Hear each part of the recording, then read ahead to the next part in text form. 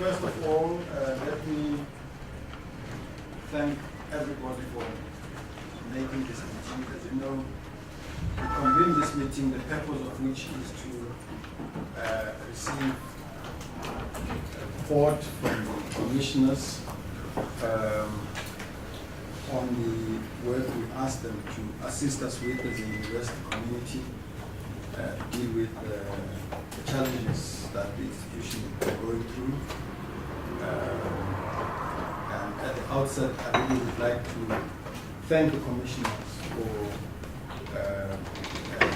for the time that they spent doing this, their patience, and their engagement with all the various stakeholders.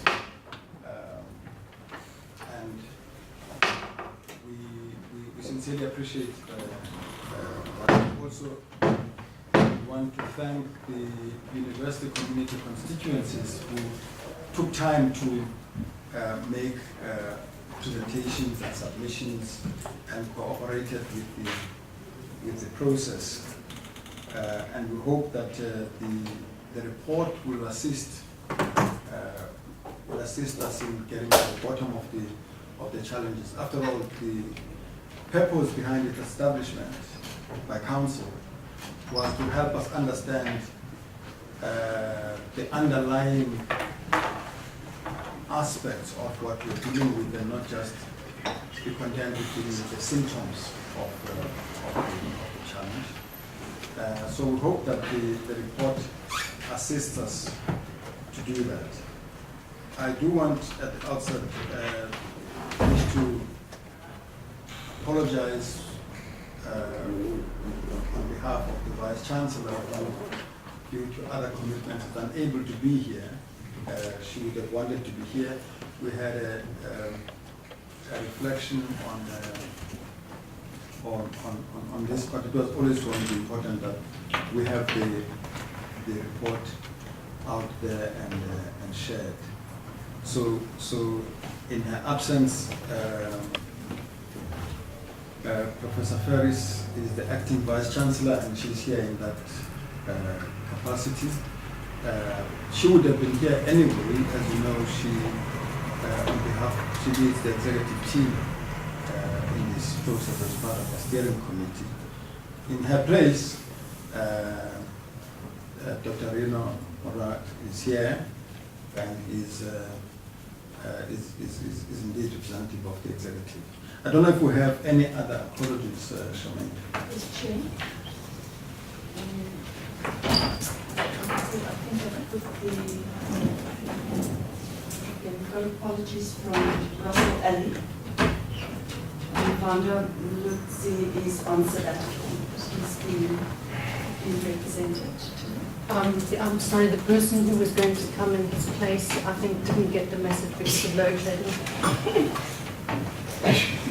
And then temporarily where we had a decline from in terms of a response. And I understand that Justice Zaki could also take an apology. With those apologies, we have a quorum still.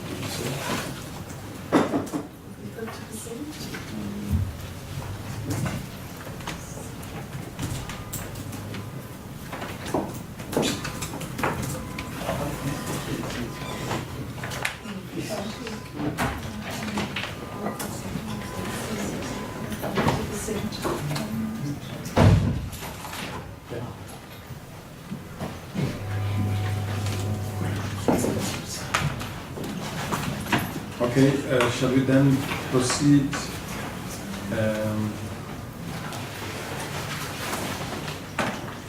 I would but then take the opportunity to ask to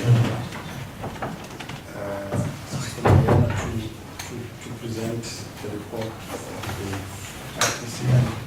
I know you all know the commissioners, but for completeness, I would invite you to also introduce the commissioners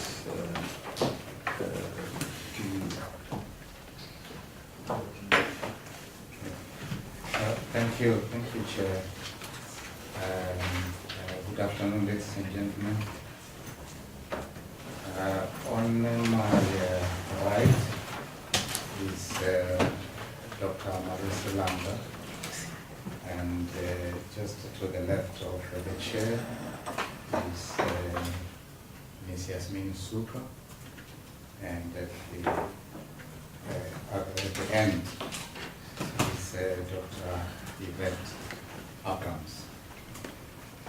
As it has already been mentioned, the fifth commissioner,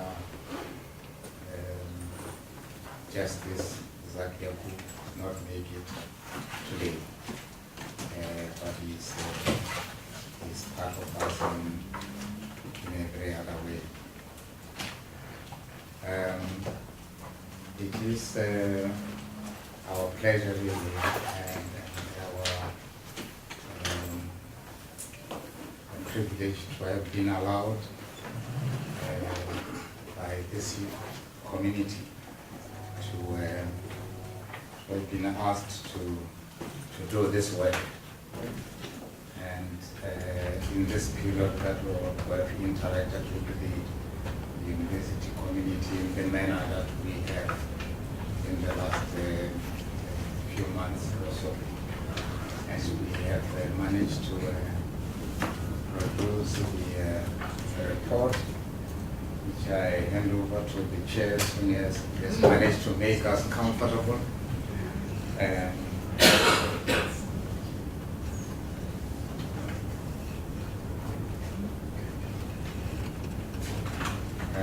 This is the report, and I'll just give it to the chair.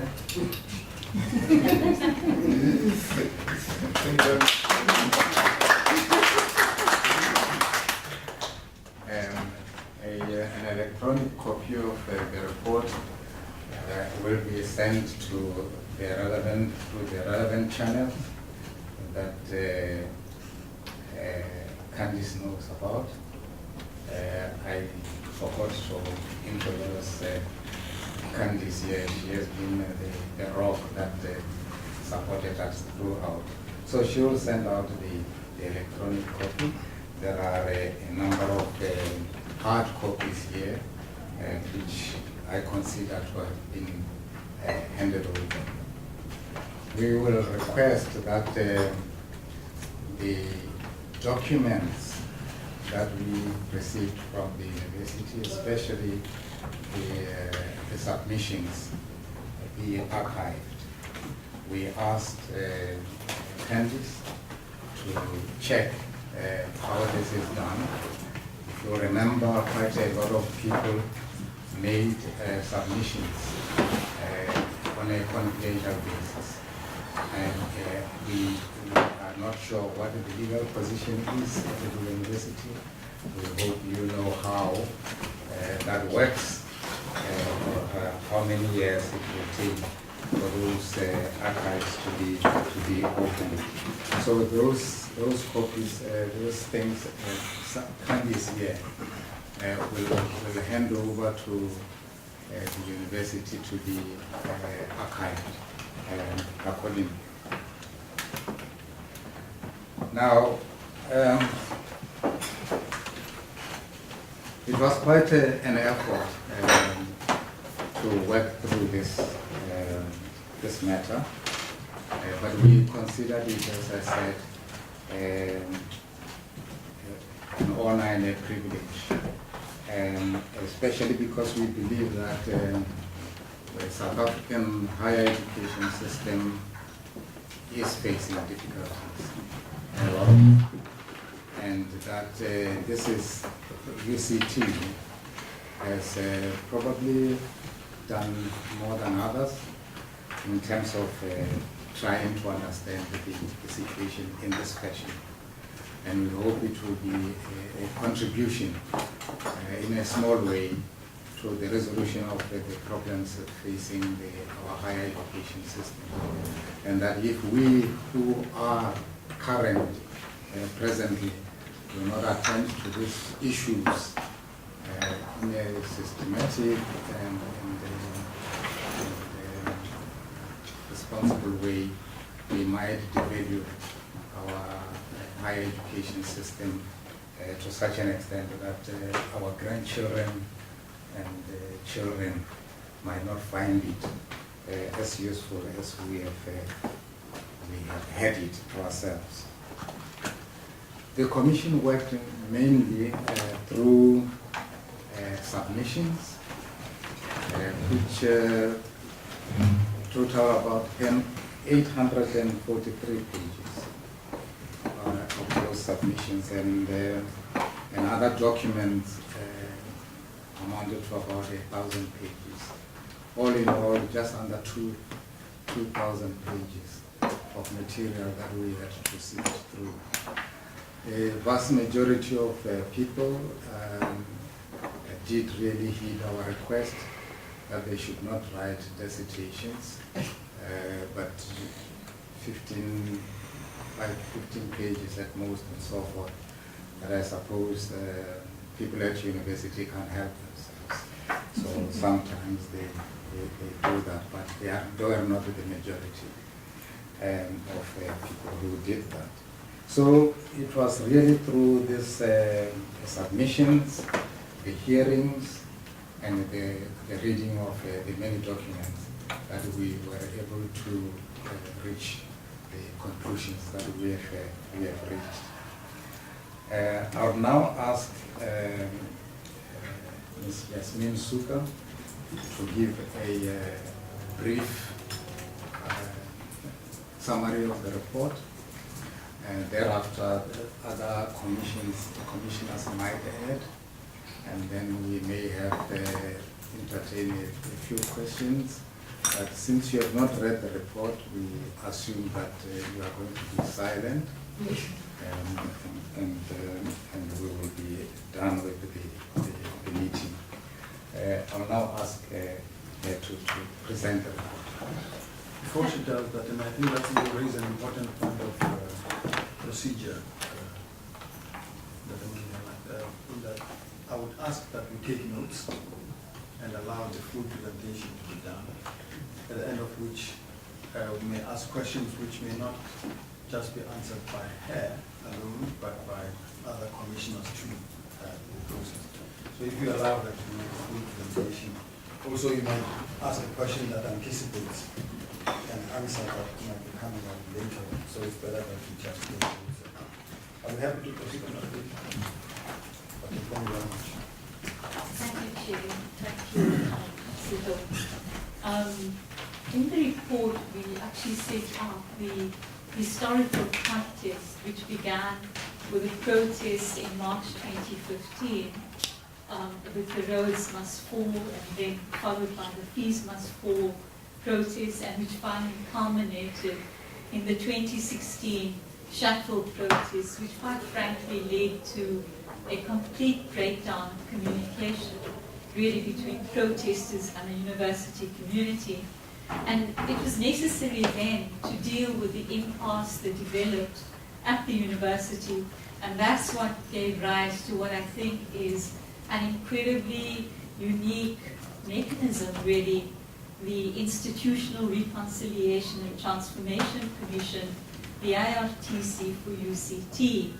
And when one reads the submissions that were made, this was seen as a major breakthrough for all of the stakeholders.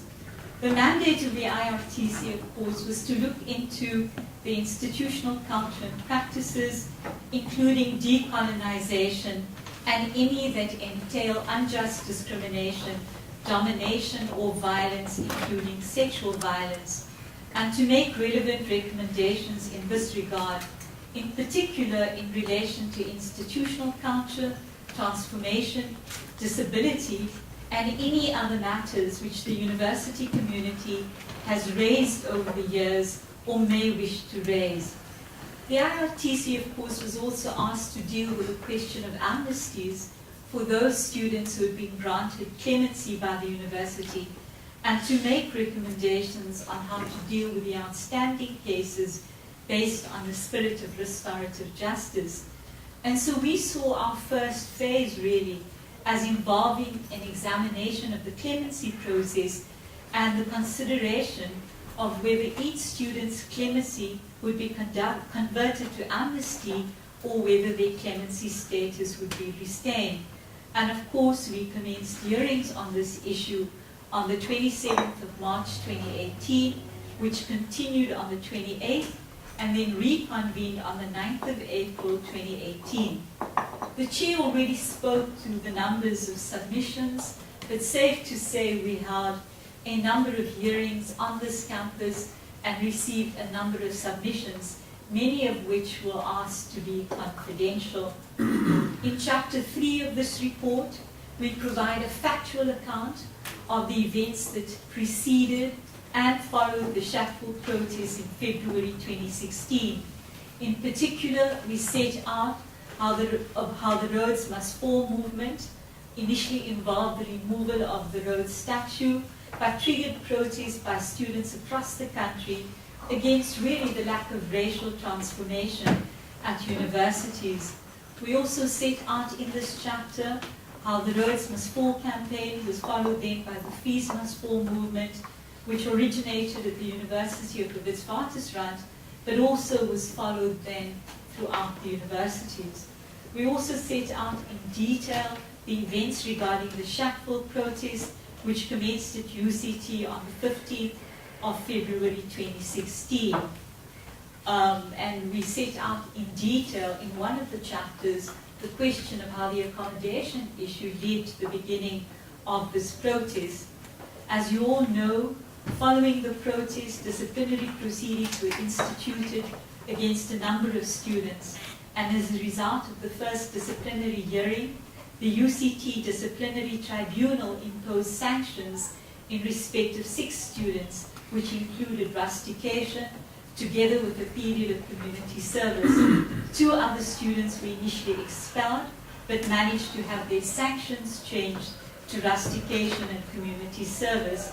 But during the second disciplinary hearing, 3 students were expelled.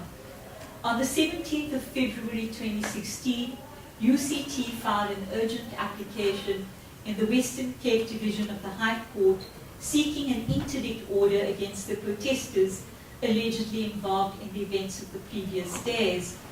UCT was reportedly seeking the interdict in response to a threat of further arson attacks on the building on the campus. While the Supreme Court of Appeal granted the interdict, nevertheless it decided to narrow its scope. And the proceedings before the Supreme Court of Appeal were really not about the legitimacy of the process, but rather the unlawfulness of applicants' actions. And this was accepted by the applicants. It is important to note that the applicants in their written submission before the Supreme Court of Appeal accepted that they were in the midst of protest action which went beyond the boundary of peaceful and non-violent protest, and thus rendered themselves subject to disciplinary protests that UCT had initiated against the students. However, they maintained that their action should be seen against the background of their struggle for social justice.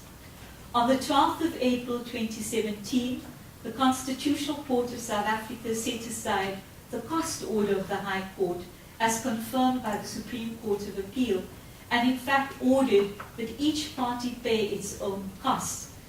The court also found, and I think this was important, that the primary consideration in constitutional litigation must be the way in which a cost order would hinder or promote the advancement of constitutional justice. But the court also said in the Hart's case that whilst the applicant's conduct went beyond the boundary of a peaceful protest, the constitutional context should have been taken into account. And it cannot be gainsaid that the issue that the students raised was of genuine constitutional import. And although the applicants were unsuccessful, the court could have considered the chilling effect that the cost order would have had on the litigants in the context of constitutional justice, and that the High Court actually erred in not taking into account the constitutional issues which the students were raising. The Commission, of course, in Chapter 5, deals with the whole question of amnesty. The IRTC was mandated, of course, to invite submissions from all constituencies on the clemencies granted and to make recommendations on converting clemencies into amnesty. We had to consider the fact that UCT had already obtained a legal opinion on the issue of amnesty, which provided, in fact, that the granting of amnesty can encompass the obliteration of both criminal and civil liability for the conduct in question. And in the present case, there is nothing in the Council resolution of the 14th of October 2016 or in the agreement of the 7th of November 2016 that militates against the conclusion that the amnesty envisaged obliterates both the disciplinary sanctions and civil liability for the violations of the disciplinary code. And so as a result of the legal opinion and a legal understanding of what amnesty could encompass, the IRTC defined amnesty in the following terms. The Commission defined that amnesty would include the complete expansion of the student's record of all information of all offences which they have pleaded to in order to allow them to have their records cleared so that they can graduate, pursue academic studies elsewhere, and in fact be declared fit and proper persons so as to be able to pursue their further careers and opportunities.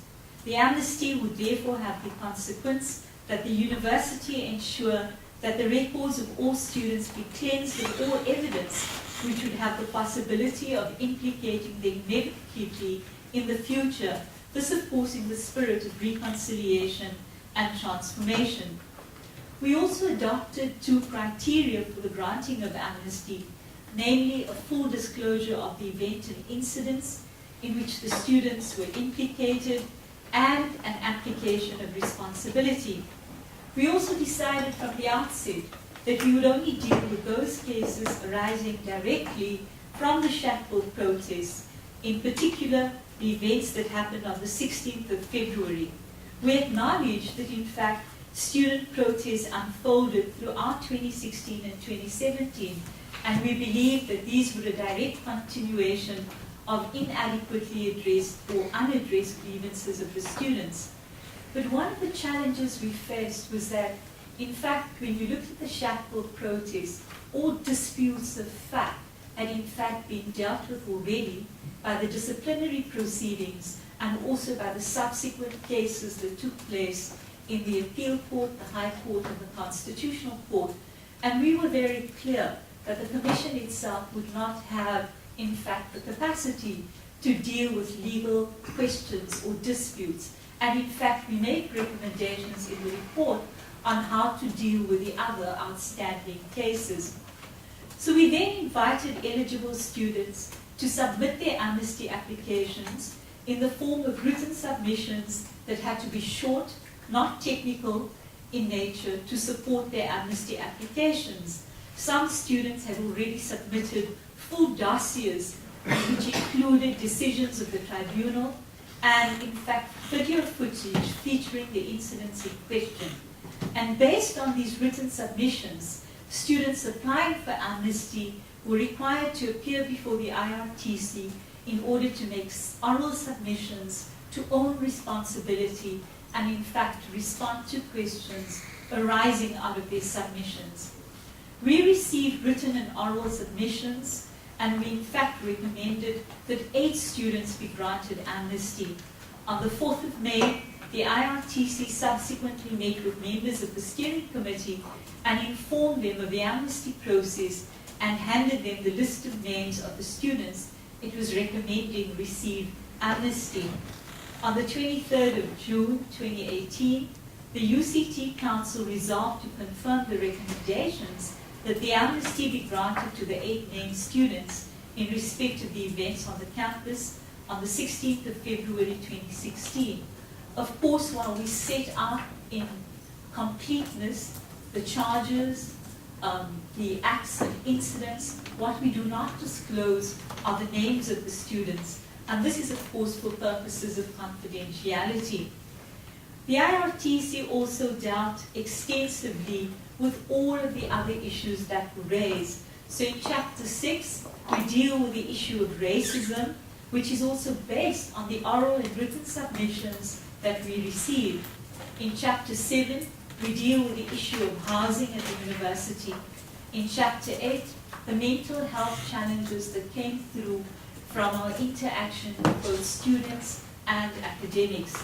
In Chapter 9, we deal with the financial scheme and assistance to students. In Chapter 10, with the academic staff and support staff profile. In Chapter 11, with this question of protest and the right to peaceful protest.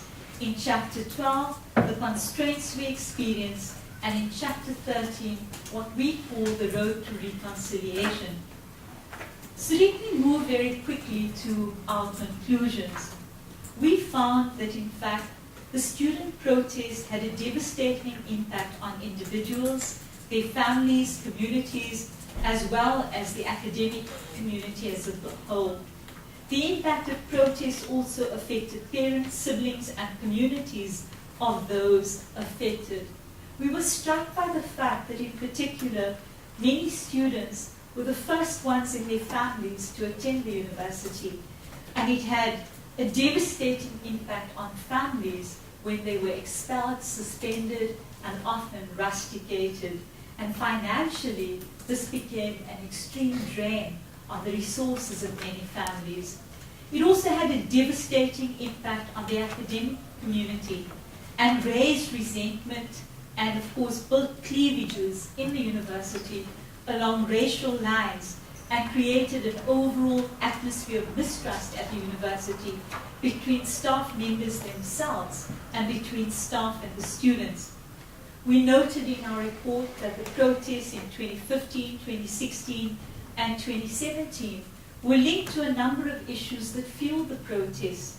The refusal to accommodate admitted students, despite them having been notified of a place in the residence, high university fees, a practice of outsourcing at the university, and in fact, finally, the demolition of the shack built by the students to protest against the accommodation crisis.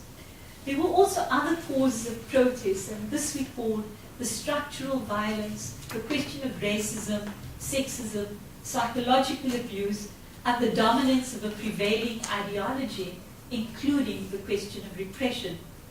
The response of the university management to the protests that unfolded was, in our view, inadequate and inappropriate, to say the least, and as such failed to take account of students' experiences of racism, structural violence, discrimination, or psychological abuse, and instead of handling the protests with the necessary understanding and sensitivity, university management was predominantly preoccupied with removing the students from the sites they were occupying without giving due consideration to their needs, the motivation, and the reasons for their action.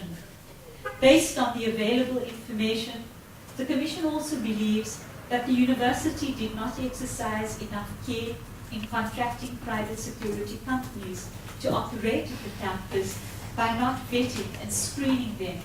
In particular, they also failed to prevent private security personnel from using ostensibly extensive force on the campus. The available information points to the use of this force by private security personnel.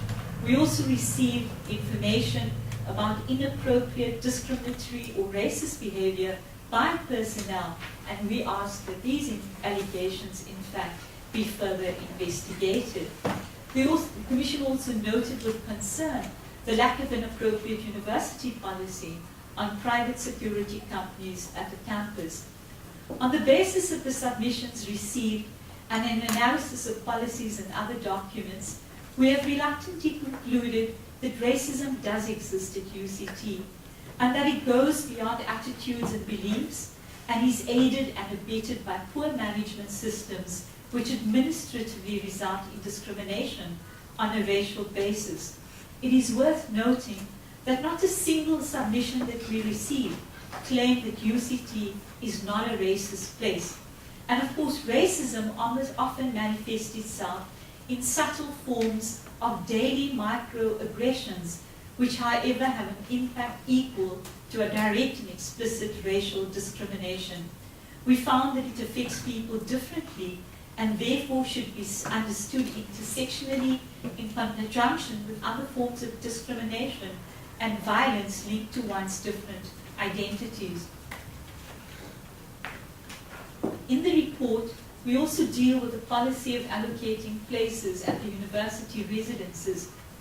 In particular, the system of overbooking that has been quite dysfunctional since 2014 and became the major trigger for the protest that took place in February 2016. We raised our concern at the inability of the university to provide available data on the exact numbers of students who were refused accommodation despite having been initially offered a place, the miscommunication and the lack of mutual understanding between the College of Wardens and the Student Housing and Residence Life Management. The historical system of preferential access to accommodation at the same residence as one parents, as well as the lack of adequate measures to address a history of economic disparity, while at the same time improving the demographic profile at the university. We found that these factors were a major cause of the accommodation crisis. In our findings, we point to a growing number of students and staff who suffer from mental health problems that should be contextualized given the challenges that students and staff members face at the university. The poor socioeconomic conditions, violence, crime, stigma, the lack of accommodation and lack of food, and of course financial difficulties. While the university introduced a number of measures to address the growing demand for the mental health services, these were certainly found to be inadequate. And in this regard, students spoke of the long waiting periods to access mental health services, whereas the academic and support staff members raised concerns over their lack of access to mental health services as well.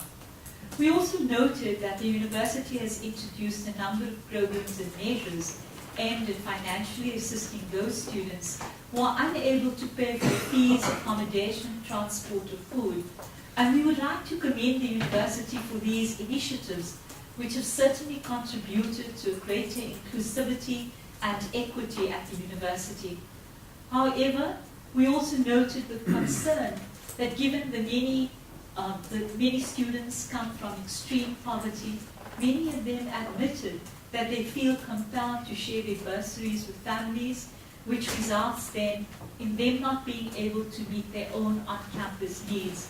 And we believe that this is just another example of the structural poverty and inequality which not only exists at the university, but really is a major structural flaw in the last 23 years in our country. While a number of South African academics at the levels of senior lecturer and lecturer at UCT has been increasing, as is revealed by the 2017 Transformation Report, we note with concern that great disparities still exist when it comes to race and gender, and of course at all levels of professional staff employment. Not unsurprisingly, white South Africans have been greatly overrepresented, with more positions being occupied by men than women at the level of full professorship. And in terms of gender, male academics across all racial groups were overrepresented as compared to female academics. And at the level of lectureships, while the number of African South Africans have increased significantly, this number is still low compared to other racial categories. We also speak to the process of insourcing, and we observe that this process ultimately undertaken by UCT following the 2015 protest has dramatically changed the staff profile at UCT. But we also noted that the inequalities that exist in terms of support to these staff members are still rooted within the history of colonialism and apartheid in South Africa, and has not been sufficiently addressed by the university. On the question of protest, we took the view that while the violence itself of the protest cannot be afforded constitutional protection, this does not mean that students who protest even violently cannot and should not be protected by the Constitution. And I think this is an important point because this was missed in the way that the protests were managed. The manner, therefore, in which protest action is managed should therefore depend to some extent on the reasons for the protest action, and as we say in our report, all protests must be handled with sensitivity and care. We also observe that peaceful protest does not mean ineffective protest, and thus it does not have to be limited to protests that cause no inconvenience. The Commission found that some of the procedures at the university regarding sexual and gender-based violence, in particular rape, as well as sexual harassment and abuse, were inadequate and ineffectual, and while policies exist, they have not been properly implemented. Based on these findings, we have formulated a number of recommendations which we include at the end of the report that must be read in conjunction with the more specific recommendations formulated in the respective chapters. In particular, the question of the outstanding cases, and these arise out of the 2016 and 2017 protests. These must be dealt with without undue delay, in accordance with a restorative justice approach and as per the detailed recommendations that we set out in this report. We also recommend that the university develops a policy on amnesty and clemency that can be used in similar instances in the future. It should not be ad hoc. We also ask that the university conducts research on the best ways to embrace and celebrate diversity, and that it enters the debate on the decolonization at the university in accordance with the modality developed and agreed to by the academics and student community. We certainly found that the lack of human rights awareness and knowledge of the Bill of Rights and the Constitution is a challenge, and this must be entrenched within the institutional culture, legal framework, as well as the social fabric of the university. In terms of recruitment and promotion practices, these must be reformed on the basis of equity, transparency, and inclusiveness, and the university must promote programs which are aimed at not only the promotion of black academics, but a real question of retention. How do you keep them happy, and how do you ensure that they stay at UCT? And this is certainly true for women black academics. We also recommend that the affirmative action practices and policies aimed at increasing the number of black students at the university in a way that one ensures a critical mass of black students must be aligned to the changes in the admission strategy and must also look at the question of accommodation, and that the university initiates or cultivates programs aimed at promoting openness, dialogue, and freedom of thought and speech. One of the reasons for this recommendation is that we found that there were many academics and many of the university community were completely unaware of the fact that the students had gone through a disciplinary process and that they had in fact received clemency, and that in fact the IRTC had asked that the IRTC consider the conversion of these clemencies into amnesty. And that shocked us because it spoke to a lack of communication between the different constituencies at the university.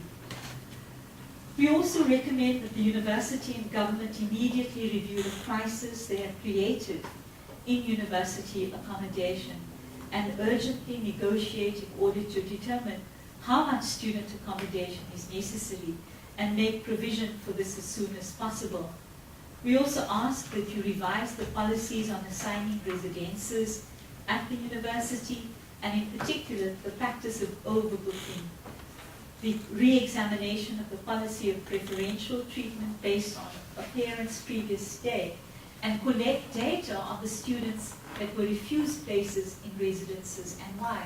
And that was surprising, that the data was not available. So one could not actually backtrack to establish factually how many students in fact had been offered accommodation and then on arrival being refused. And so the data for that was not available. The university should also appoint a panel to determine how to strengthen mental health services available to both staff and students. And of course, develop a comprehensive policy on the functions of security personnel on campus, in particular the condition for employing private security companies. And in here we formulated a detailed recommendation Then, of course, again, effective channels of communication between all departments, and ensure that all policies aimed at addressing racism, sexism, sexual harassment, and all other forms of discriminatory practices are effectively and adequately implemented.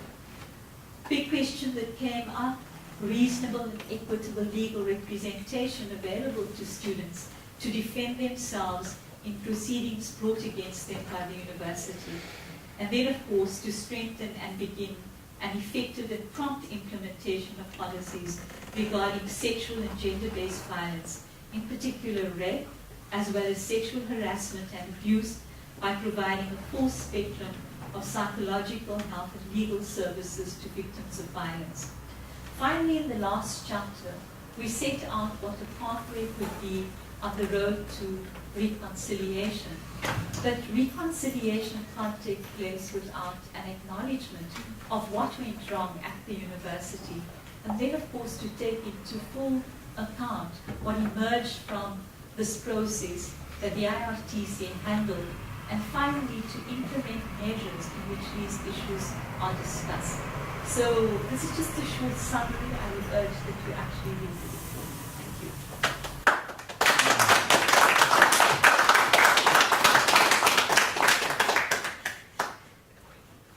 Thank you very much. I guess you asked for somebody to hold the mirror at you. You must confront what you see. I have no doubt that some people might take issue about what they would have liked to be covered here, which is not there. Or some people might have a different view around how an aspect of this has been presented. I will afford us an opportunity to ask questions, but bear in mind the fact that this is a final report. It's not, we're not being asked to review with an intent to change it. It is publicly available. We're going to have an opportunity to discuss how we engage with it. I had a deal with the sign language interpreter that at this point we take a 15-minute break.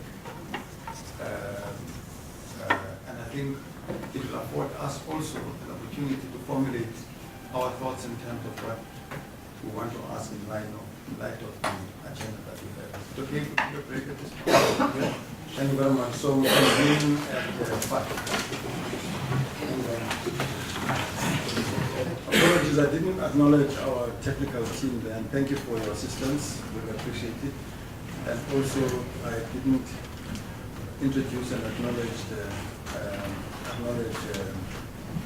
Nati Kaka, who is our sign language interpreter, and thank you for assistance in that regard. Before I invite your comments and questions, may I ask any of the commissioners if they have anything else to add to what has been said?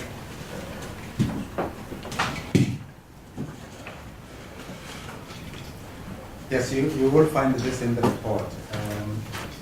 But one of the things that really stood out for us is the amount of fear on this campus that so many people expressed, both academics and past members, and of course students, that they are afraid to talk, and that this is generally a feature of this campus. We found that really, really astonishing, but we couldn't solve the riddle for us because no one could say what is it. Whether there is one person or a group of people underground structure or whatever that's responsible for this. We couldn't, but we hope that the university will find ways and means of attending to something like this, because I think it accounted to a lot of unhappiness and stress on a number of people who are members of this community. The other one, which also I think Suka talked about, which we would like to just emphasize, is sexual violence.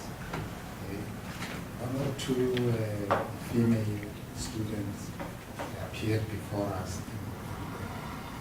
and talked about this issue, and we could imagine that it's not an easy matter that people could come forward and talk about this. And so even if it was just 2 or 3 who came to us and talked about this thing, indicates that this is an issue.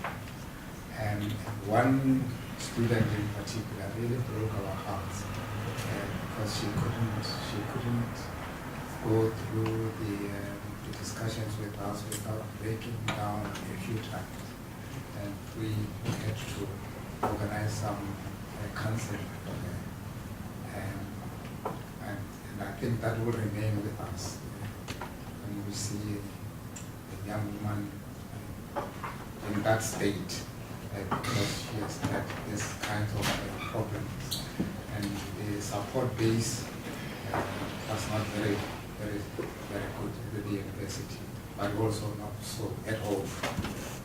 So it was quite a heartbreaking exercise for us as commissioners.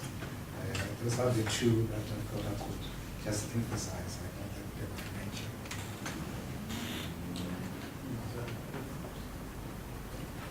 No, Chair, I've got nothing to add.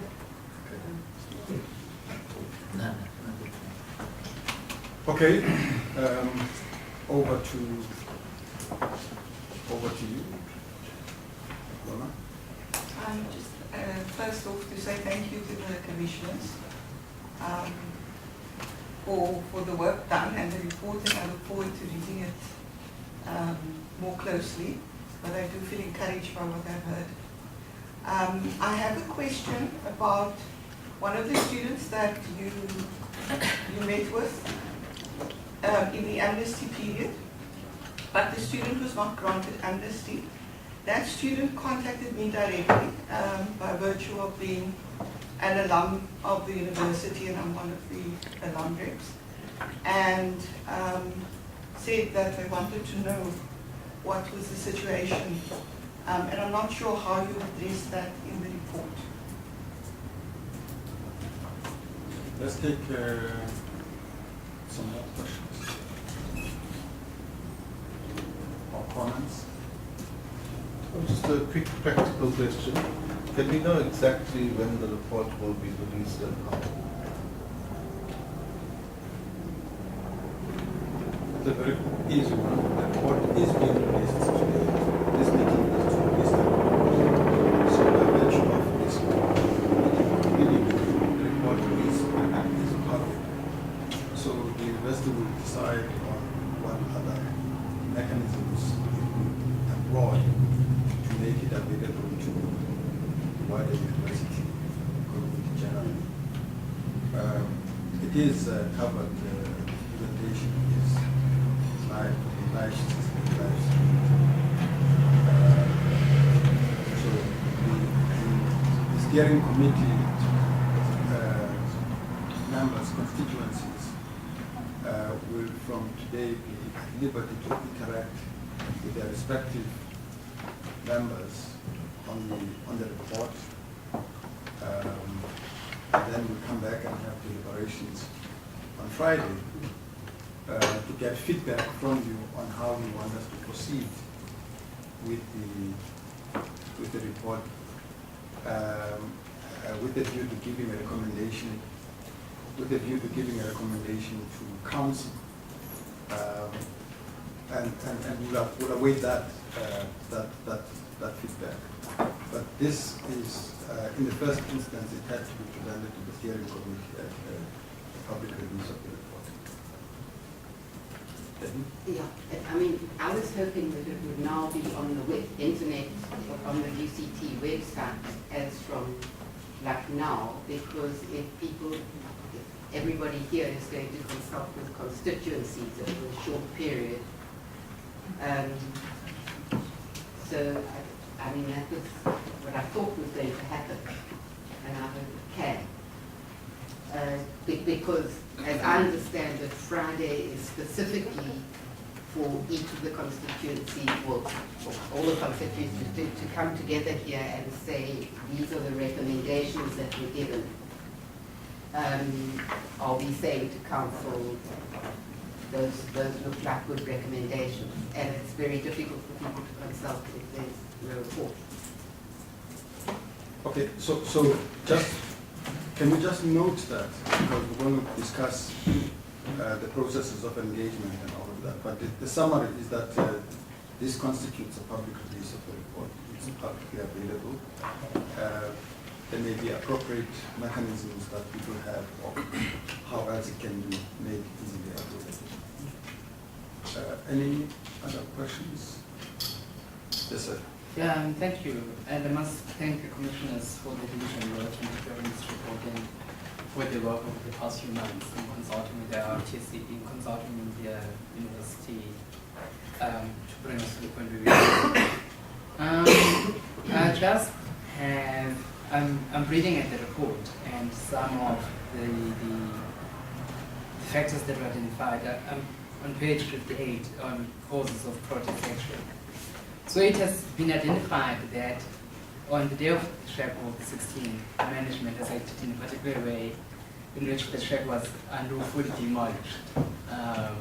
And perhaps that the protest being managed properly, things will not have escalated to that point of violence. There been no lawful court application to remove the shack. But what I'm failing to find in the report is that with this acknowledgement that management had actually years in breach of the PI Act, criminally and civilly was wrong in demolishing the shack without court process, what recommendation has been made in order to acknowledge that wrong has been done? Because currently the students, for their part on the events of Shack 16, have had to apply for amnesty. They've acknowledged their wrongs. That wrong has been acknowledged by the South management. But what report has been made to address that so that future instances do not happen in the same way? And also there's vindication for what has happened. For instance, perhaps a recommendation that management should make in a public apology. That will vindicate some of those participants that were there. I'm just failing, I can't see those recommendations here. So I've got maybe two questions. One is, I was wondering about the extent to which the Commission, so actually maybe let me also preface my statements by also thanking the Commission for its work. As of course the office that has been the closest to the Commission, I think we have a profound understanding of just the volume of work that the Commission has done.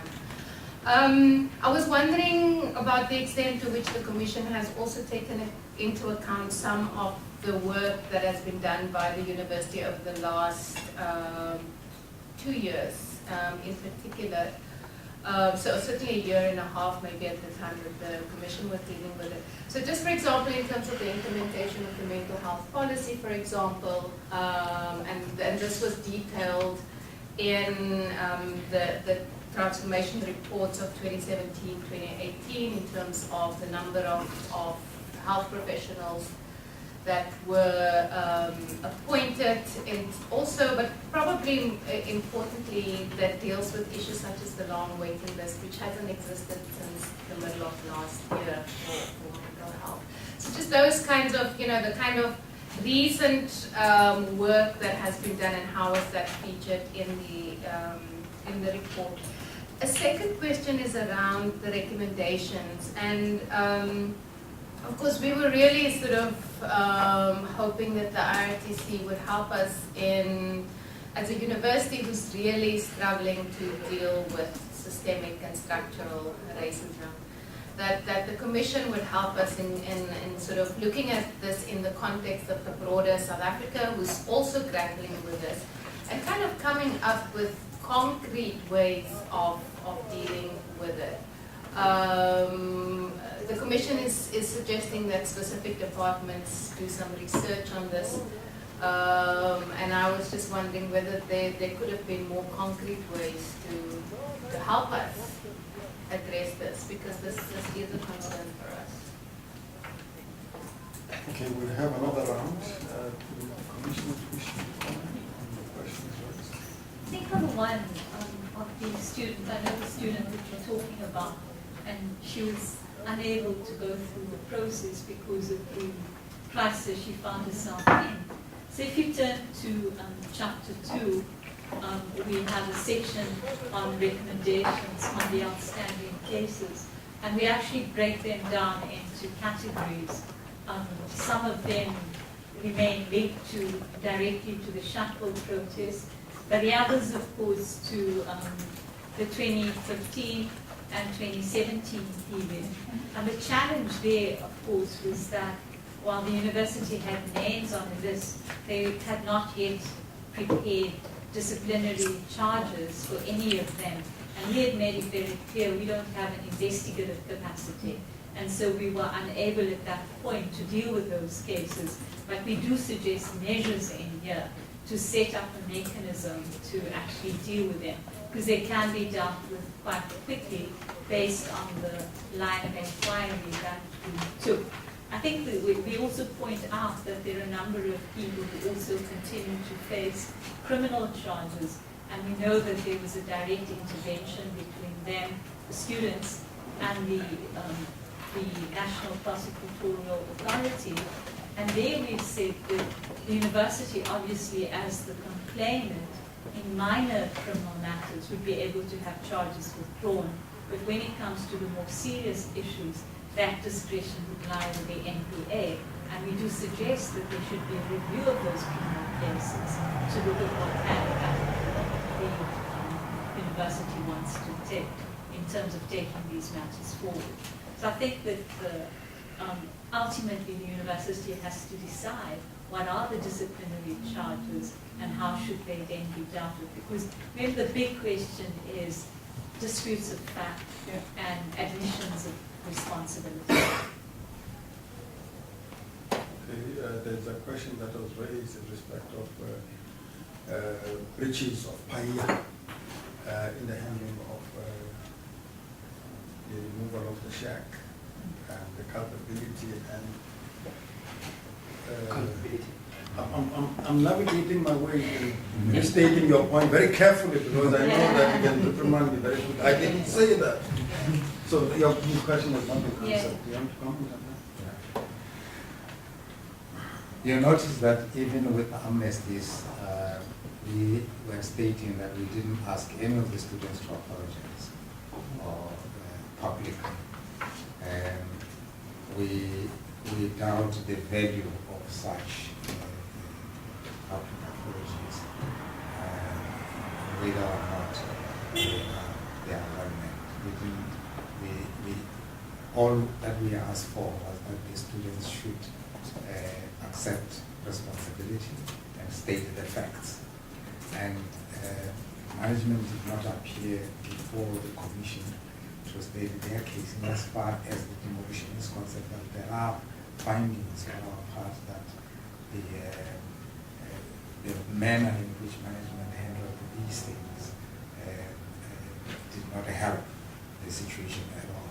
So in as far as asking for apologies is concerned, we in as much as we can ask the students to make any apologies, we think that in working through this report, members of this community will be able to find one another and see how best to take the issues. Okay. Any other comments? Yes, sir. Actually, I can maybe take the one about Yes, please. let me just say that as a rule, we base our work on submissions received, and then also requested from the university a whole slew of policy documents, reports, and so on. And that alone came to over 2,000 pages. We generally steered clear of trying to deal with events that happened while we were sitting. We had a number of requests that, can you take up this, can you take, and we said that that's kind of like trying to fix a bicycle while we're riding it. So if it came to us in the form of a submission, like if the university community felt it was important enough to bring to our attention, this thing is happening now, we would occasionally take cognizance of it, but generally we try to make a cut-off point, that cut-off point being the date of our first meeting. Sorry, Shani, can you ask them to suspend Yes, certainly, I mean, one of the things we looked at was the policies that exist in relation to sexual harassment. The problem is not in the policy. The problem really lies in the question of implementation. And I think that's really the gap often occurs. So even when it came to this question of mental health, we concede that an enormous amount of work has been done by the university. But the question is it adequate? And certainly from both the academic staff and students, there was a great sense that people's trauma was unacknowledged, that more needed to be done. So I think that we acknowledge that in terms of all of the issues raised, there have been an enormous amount of initiatives. But the devil's not going to lie in the detail, but really in implementation, actually.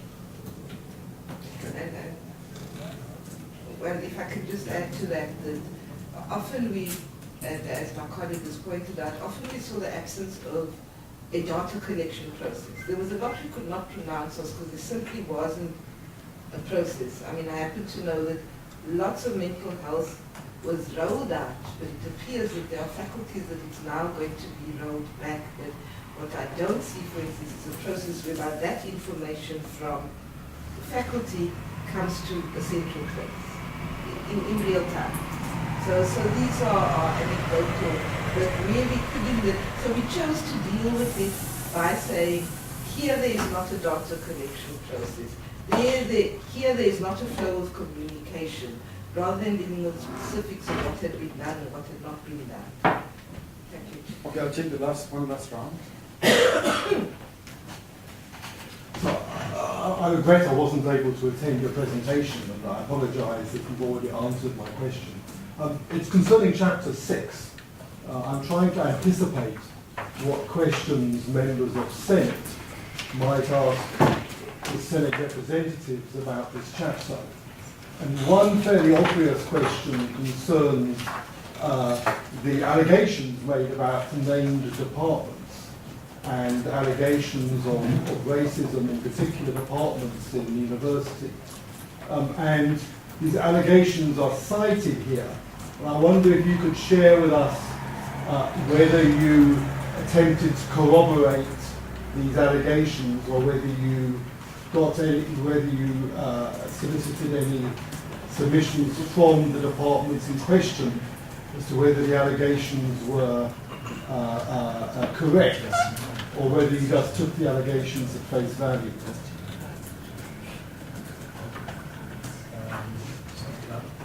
Yeah, no. I also want to thank the Commissioner for such an important, of course, difficult work in trying to deal with issues that generally as a country have been struggling to deal. But I'm just also trying to go back to the acting Vice Chancellor's question around trying to deal, at least offer us solutions on how to deal with structural problems that presents the university. Of course, I mean, there are recommendations that panels, research must be conducted, but at the heart of this recommendation is sort of seeing a future which we're still wrestling with things of today. You know, with the problem with the fact that the demographics of the university are not reflective of the demographics of the country. These are, of course, can be changed in a few years, but they have an impact on whether can I submit a particular essay to a professor which we know that in writing ideas that disagree with some of these views. So what do we do around such structural problems in the midst of today, you know? And I really didn't get that coming out as well in terms of concrete plans on where to. Thank you, Chairperson.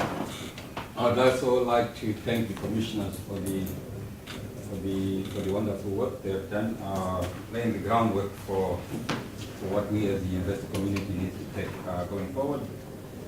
So I think my question might sound like a follow-up, but it regards a specific structure or specific structures within the university that were identified in the submission. So in particular, Senate and the various university committees. Because in your report you have correctly pointed out the overwhelming majority of white professors at the university, and those being the constituents to these university committees, especially Senate. I just was wondering if there is any particular recommendation or any thoughts with regard to how we should deal with those structures in the current space where we are a white academic-dominated university. Thank you, Chair. Thank you for the presentation and the work that you've done. I have two questions just based on the brief feedback that you've given us. So in your feedback or the summary, you kind of gave us this overview that there is miscommunication in the university, but also a sense that people weren't even aware, for example, of the fact that students had been given clemency when they came to make submissions. So this question really is to ask specifically whether in any of the recommendations there is a specific point to address UCT's communication and marketing department, given the fact that some of the submissions point to the fact of how UCT's C&D communication marketing department has often been used as a tool for repression and to also generate this kind of fear that you mentioned of people not wanting to speak out and so forth. Are there any specific recommendations coming from the proposal about how UCT marketing department specifically uses the platform to reach 27,000 students, to victimize, suppress and repress students, or to kind of filter through this particular ideological image of the university, or to construct a particular narrative which is often false and disingenuous most of the time. The second question is with respect to the discussion that you had briefly on private security. And here's the question, just a quick one, to ask if the report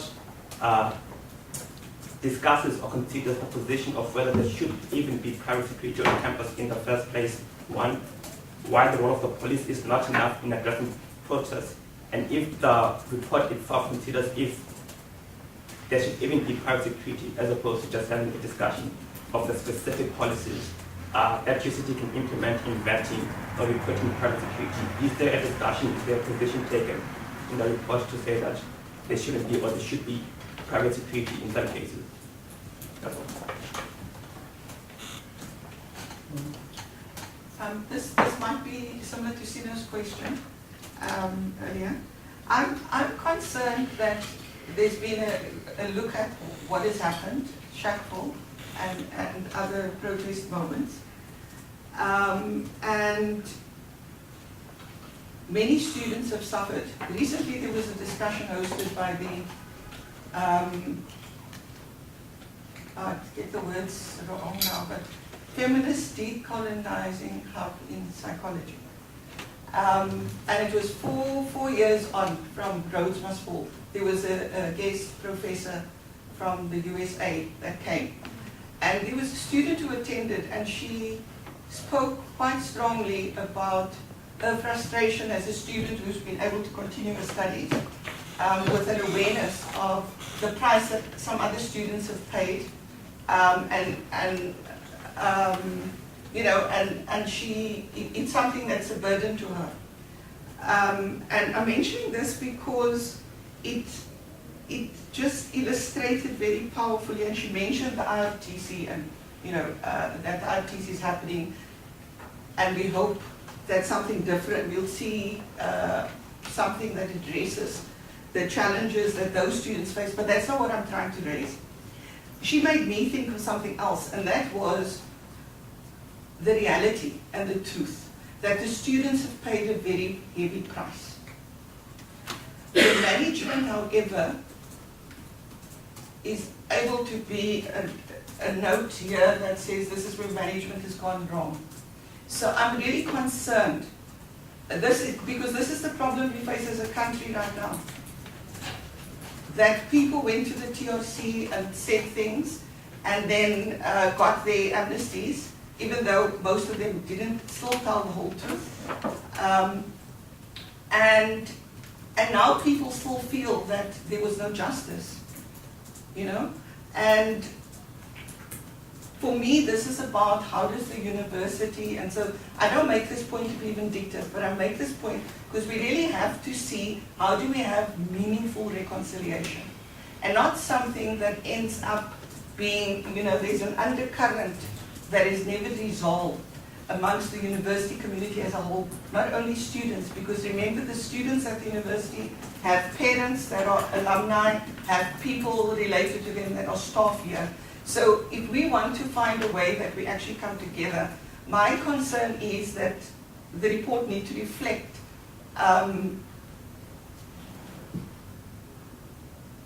offences in some way. I'll use that word because I feel it's a stronger word. There were decisions that were taken that were not wise, and it needs to be clear what those decisions are. And there should be a guidance on what might be the way that those get addressed.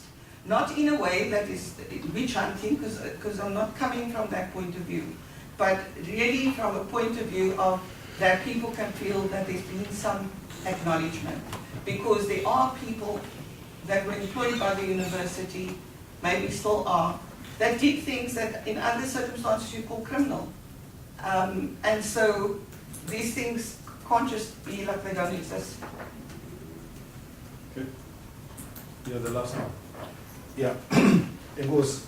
Thank you again, once again, for the report. I firstly, Chairperson, I just have a clarity that I seek for. How much impact can we influence on this report? I really quite get it, because I think I remember in your words you said this is a final report. You must remember this is. So me, I'm very uneasy to discuss something that is not going anywhere. I would really want to know how much impact does it, so that I don't waste my time. And to know that if the recommendations were to give here are going to be formally added to this, to council, or these are just comments we express and then they don't really have much impact, or is they going to say, by the time we come back here, after we have read the report, formally we are going to bring something from our own constituency, submitting it as to say, this is my recommendation, these are recommendations from our own constituents, and maybe like other constituents, or there might be a different mechanism. But the point is that will it have any impact where we can additionally put something formally? Because what I foresee is that we're going to, add and disagree, and yet there is no much impact that we can add on this. So that's the first question, what impact that we can have on this question. The second thing, I realize that we have not read the report, and I'm uneasy with discussing something that I haven't read. But I just for my own interest, because as a student who still has an pending case since 2015 or 16 or something, who has not one of those where we agreed with the management that those cases that are still pending must be put on hold until the commission, and we are under the impression that the commission is going to pronounce on those.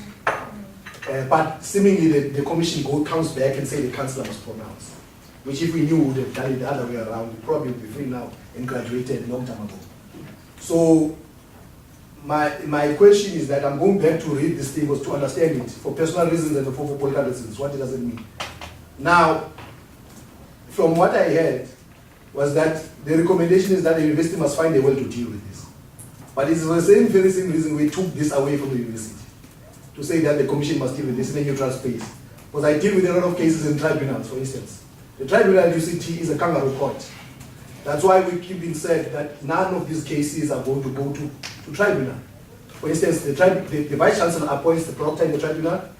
The university appoints everyone there is appointed and paid by the university, except the person who is defended, for instance. So these were part of the reason we said this can't even go to tribunal.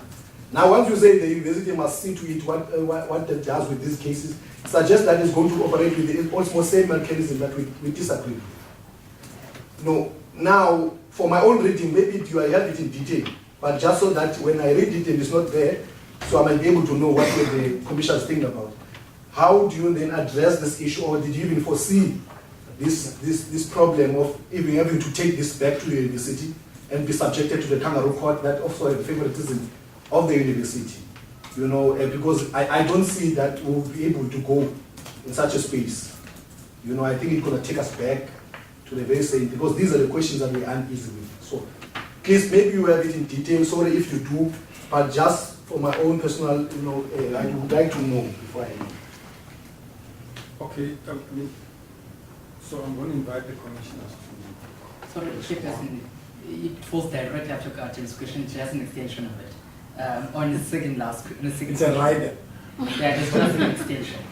Perhaps, suppose, like, I noted your recommendation goes on the cases asking about that you propose that the university deals with this in a restorative manner.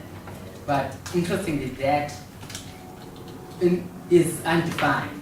Do we, in your report, perhaps have any operational definition of what restorative reconciliation manner means? Thank you, Chairperson. Just to say before the commissioners respond, is a lot of the issues that you raise are actually going to be subject of our discussion under items 5 and 6 of the agenda, which look at the steering committee's meeting on the 22nd. I just want to remind everybody that the commission is an aid to the institution. The statutory authority still sits with the university. So they make recommendations, they guide us on what we should do and how we should deal with it. So the parties that have authority to do so would ignore the recommendations of the commission,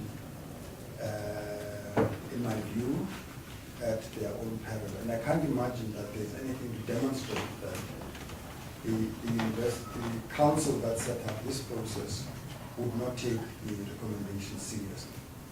So I would suggest that, and that's why, giving due regard to the fact that you are receiving this for the first time, that you are afforded an opportunity to go through it and consult whoever you need to consult and make recommendations on how you think council, when it meets at the end of the month, should deal with this. And we'll talk some more about that. But it does seem to me that there is commentary in the report in respect of some of the issues that we are raising. So I think for as long as we have that perspective, now that the commission has done its work, and this is the commission's final report, but it's not the final word on the matter. They are suggesting that we should do certain things on a going forward basis. The council has to pronounce based on the recommendations that this steering committee makes to it. And then we take it from there. There's a lot of work arising for what is going to recommend to deal with the issues. So I hope that we'll apply our minds carefully to what has been recommended. If we think that there are areas where that would have been more said, we'll have an opportunity to do that. So do you want to comment on any of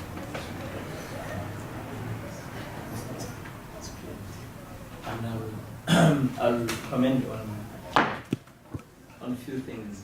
I mean, first is like around I think it's Jeremy's question about like allegations that are made in the report. If whether we gave other parties like an opportunity to reply.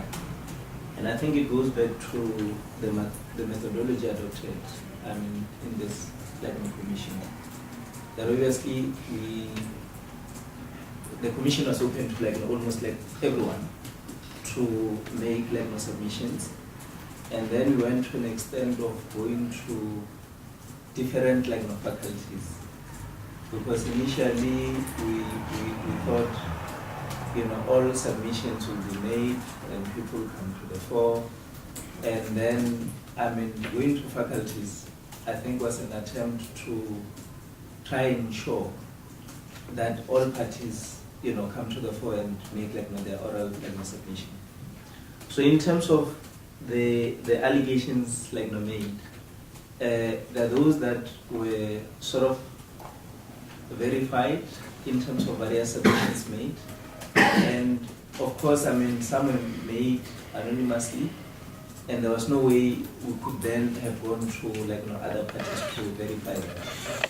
Hence, in some instances, the details were sort of removed. In other instances, what was submitted, it was sort of an information that was out in the public.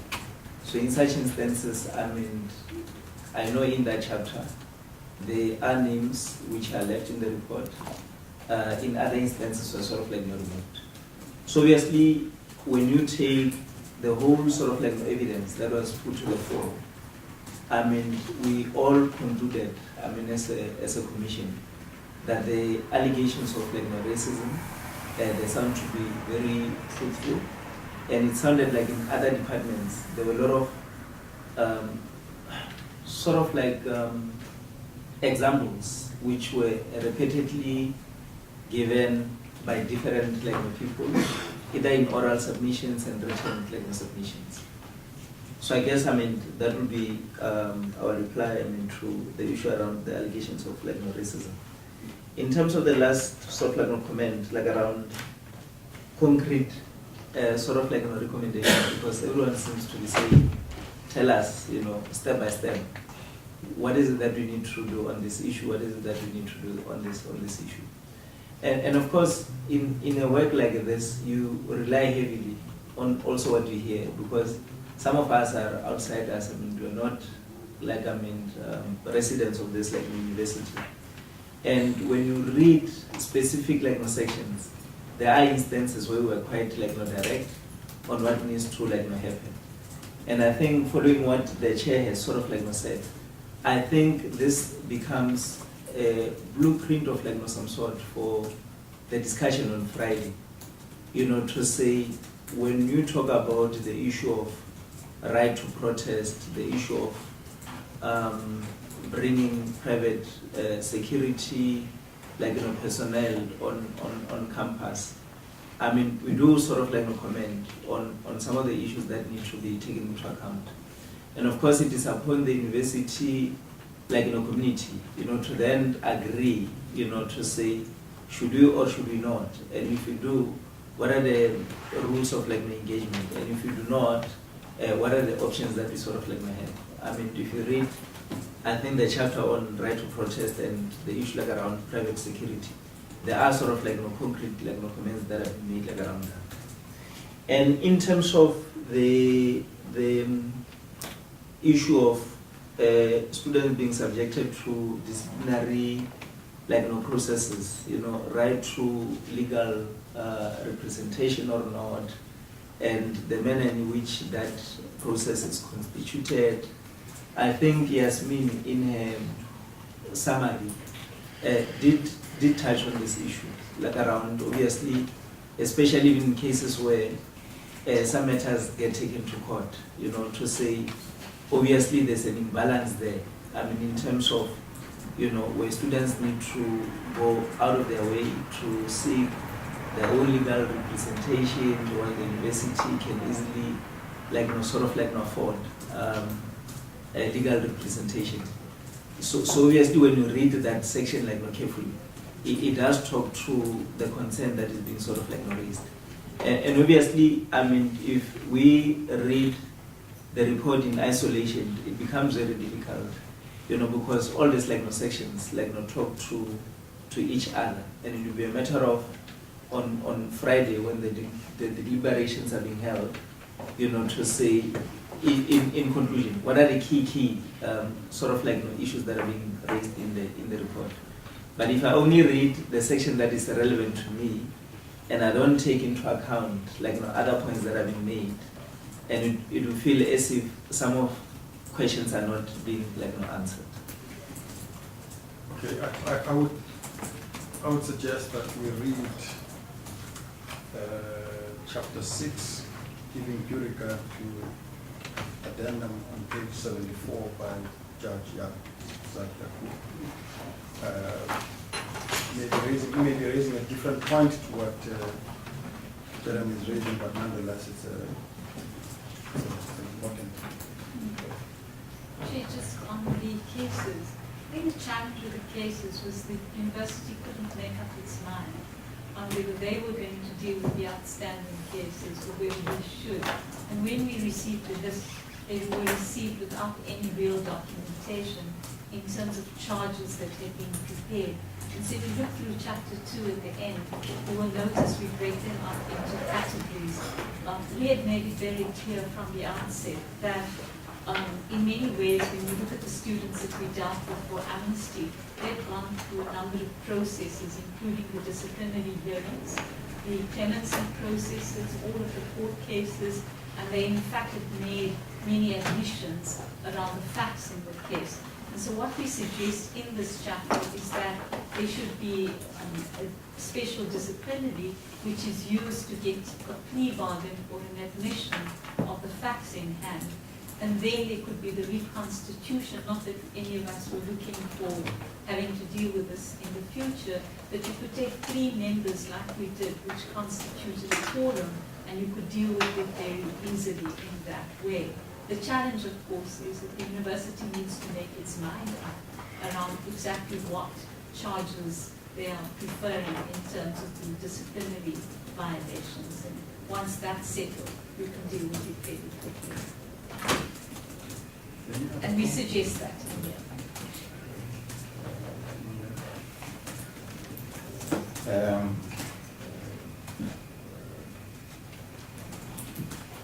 The issue of private security, we write extensively on it. And in fact, I think even in the recommendations, it's the longest part.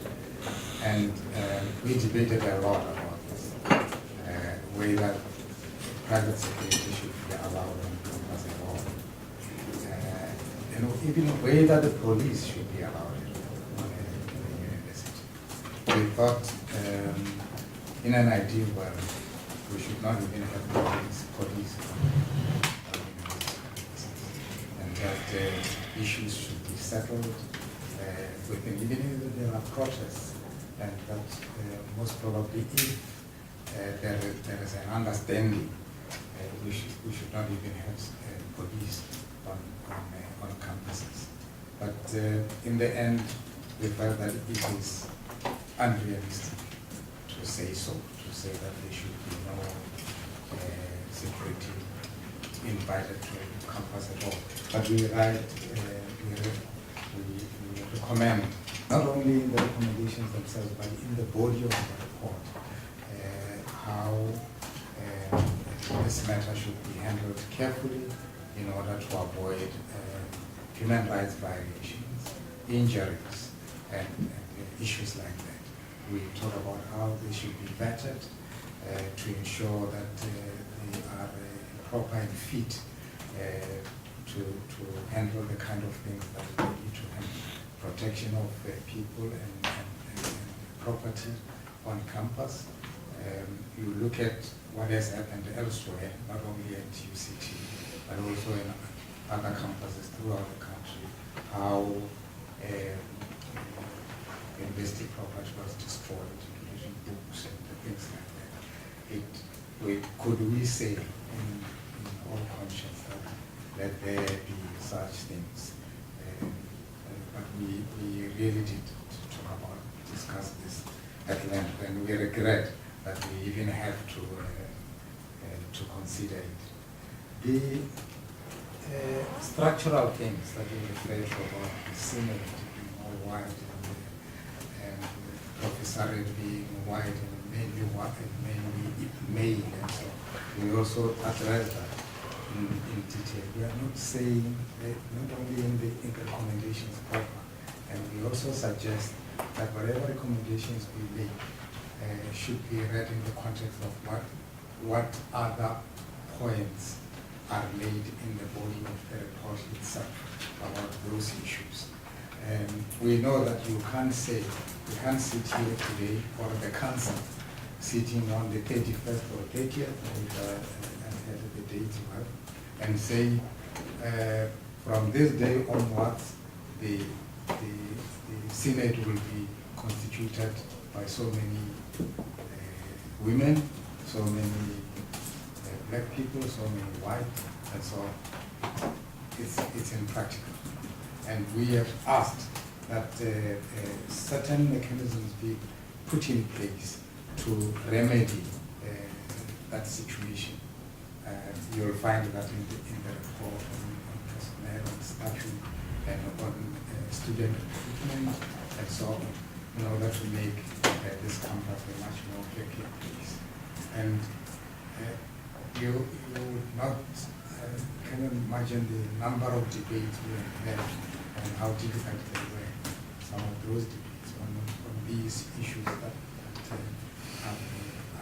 that face us, and in sifting through the 2,000 pages or so of documents and policy and submissions by various members of this committee. But we thought that what is needed are the broad outlines that might assist the university community in formulating specific things, and that we probably do not know enough about this university to be able to be categoric in everything. But that the university has no latitude to discuss these issues within the parameters that we have made. And we hope that will be useful, and that if those recommendations and the body of the report are handled with the necessary commitment, maybe we have made contributions that will assist. We really do wish the university to do that, and many people that we have met really are keen to have a better UCT. Really keen, and you will find, I suppose in this discussion, you will find many people who would want to make recommendations that will make UCT better, who are within this community, but somehow they didn't have the outlet, or they are afraid, or whatever the case might be. But we hope in interacting with this university and in this report, you'll be able to see those things that you might need to do differently in order to move UCT from where it is to a better place. And we are reading in the media, for example, about some things that are happening in this university. I think some of them were handled before were handled in this report. And we are happy to learn that some things are happening along the lines that we are suggesting.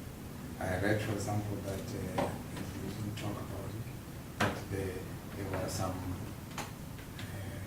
conferences or seminars or workshops on decolonization, and some things happening as far as reshaping the curriculum is concerned. Such things, they will probably find resonance with this report that we have issued. Okay, thank you very much to the commissioners. I will have the occasion to comment on that later on. And I hope you don't mind that we keep them as we conclude, or we want to release them now. We're talking about they can stay? Yeah. Good. And I think it's important that you stay. We really appreciate that. But I do want to say this, that as part of the release of the report, the commissioners saw fit to make a copy of the report for information to the Vice Chancellor and today as the Chair of Council, with no opportunity to comment or suggest changes, but as it is, the university, with the public report, with the report being published today, is likely to receive all kinds of media inquiries about what do you think about the report and all of that. So the executive of the university, led by the Vice Chancellor, should be positioned to comment intelligently and direct conversations in a constructive way. Council will not comment on the report because we meet on the 30th. We have established this body as a council, and we would want to get the benefit of feedback from this process before we can comment on how the university will take these processes forward. I do think, though, that there is no doubt that the issues raised in this report manifest in various places in our society, in other academic institutions. And I really do think that this is a commentary on the higher education landscape in this country. We are better placed because it comments directly on us as a UCT. It will be a lost opportunity if we spend a great deal of time on the shortcomings of the report rather than taking up the useful and rich recommendation it makes to reposition the university. So we may be feeling strongly about some things that have been left out. I'm not suggesting that we shouldn't raise those, but I think that having gone through this exercise, which was a very difficult one, you will recall the engagements that we had, even getting to the point of appointing commissioners, we would be foolhardy if we didn't use this to reposition this institution and take it to a better place. So as we discuss the processes of engagement, I would like you to bear that in mind. The 22nd is the proposed date when we reconvene. And we'd really like to beg your indulgence, know that it's too short a time, maybe. But it would assist even if on a preliminary basis we went to council with the benefit of some recommendation of how we might deal with some of the issues or take the process forward, so that arising from the council meeting, we thought the executive would have some directive on how we should communicate publicly with this, because council will then meet 3 months or so later, and I don't know that we can afford to lose the time. Some of the issues that are raised here have a bearing on major strategic direction of the institution, and we've started the conversation at council about our 4-year strategic plan is 2016 to 2020, and already we're beginning to think about the next strategic planning process. And I would hope that some of the rich recommendations here will find expression in those processes. So it will be useful that we get some feedback that will help council formulate its position, even if it's not final position. And also, if you could also comment about the future of the steering committee. You can comment on the future of the steering committee and whether a different structure should be charged with the oversight of this or whatever it is. I'm not saying that you should do that today, but when you come back on the 22nd. Unfortunately, Ms. Suka has to leave for the airport. So when you see her get up and leave, it's not because she's defying your desperate request that she stays and listens to us, but because she's kind of what we said. Thank you, Chair. But I do want you to hear that we really sincerely appreciate your work, your contribution, all the commissioners' contribution to this very difficult journey that we've had to travel. Even as we have reservations about, or some constituencies have reservations about aspects of your report, it doesn't take away the fact that we really appreciate that you took the time to do this very important. Thank you very much.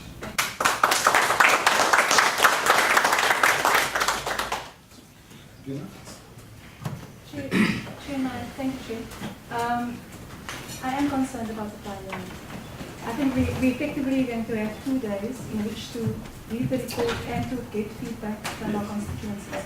And there was a comment made by Jeremy that actually, I was kind of thinking, okay, if a similar question comes up in my constituency, I would dealt with it. And it actually made me think that our approach and methodology in having these input sessions are equally important. In the same way that commissioners took a lot of care in developing this report, I think we must take equal amount of care and time in order to come up with these recommendations. I am concerned about the issue of outstanding cases. I'm not sure if we're going to get any more information except the recommendations about these cases, but I think there also needs to be a conversation with the relevant authorities around these outstanding cases, because they've been dragging on now for, I think this is now going into about 3rd or 4th year for some of the cases against students. And then just on the issue of the methodology, I think the contextual, I was just thinking of the issue of racism and how it was, the question that was asked earlier, and how important it is to remember that the context that we're in is, as the commission said, there's a culture of fear. And and there are existing power relations. So we need to be cognizant of this when we're getting feedback from our constituencies. And there is this issue of allegations. We have a long history at this institution where people have made allegations of racism, but because of lack of evidence or the whole sort of adversarial kind of approach, some people will experience. It's only a matter of allegations, but for many people, this is the lived experience. This is the lived experience that they've been sitting with for many, many decades in this institution.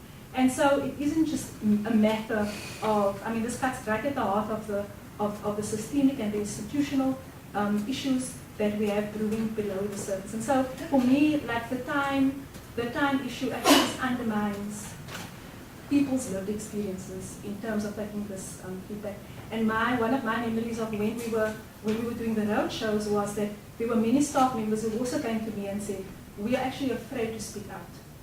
And what guarantees can you give that when we speak out, our voices will be heard? And it was on the issues of racism. And so for me, in order to make sure that people feel safe and they're heard enough and they have enough time to make their submissions of lived experience in this institution, that there will be sufficient sensitivity regarding that.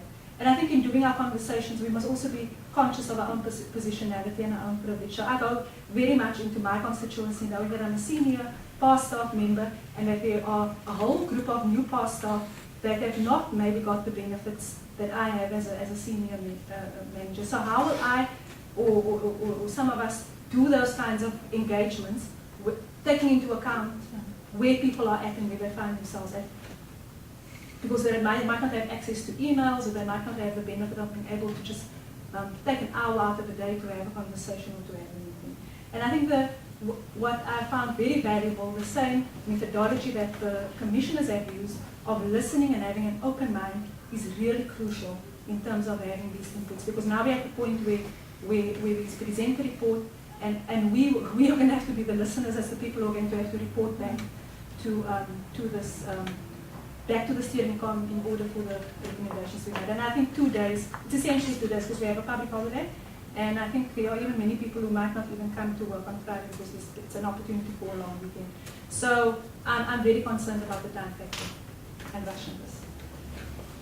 Yeah, thank you, Chair. I'd also, first of all, like to really thank the commissioners for what they've done. It's been a long and tiring journey. I wanted to also agree with Edwina on the time frame. I do think that we might not be able to have enough time to engage each other's constituencies of this. But equally, I want to raise a point to the steering committee.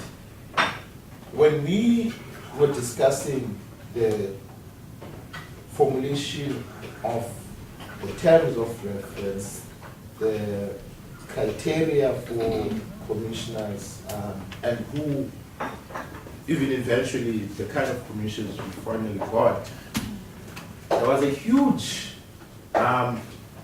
view that we must look at a commission that obviously will make recommendations because it's not the statutory body to actually make final. But it was the view that these recommendations must not be simply taken as recommendations that we can willy-nilly decide to maybe reject some of them and accept some of them, or to completely reject. So I want, as we go into engagement with our constituencies, I think this is something that must be preoccupying our minds, because one of the key issues that we, particularly from students, was we don't want a situation where we have a committee and then these recommendations at the end of the day council can decide to reject.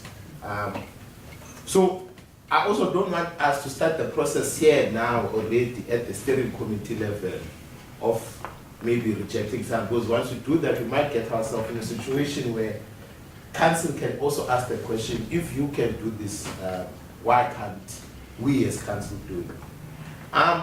So I want us to keep that in mind, Chair, and I don't know how we're going to navigate ourselves around that, but the main point is that we chose this commission because we trusted in the terms of reference that we put forward.